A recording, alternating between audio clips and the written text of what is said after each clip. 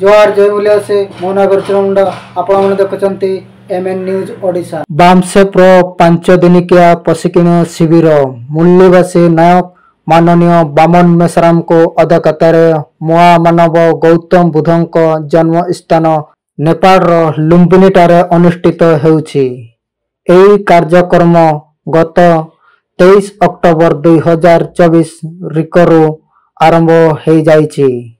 बामसेप्र एही आंतर्जातिक कार्यक्रम विश्व दरबार रे चर्चार विषय पलटिछि एवं या द्वारा भारत में चलता मूल्यवासींकर मनोवादींकर मुक्तर आंदोलन को शक्ति जोगैबा विशेष सूत्ररू जानिबाकू मिलुछि जे आम देश भारत बुद्धों को विरासत को षड्यंत्र पूर्वक मनोवादी द्वारा कब्जा करा जाइछि।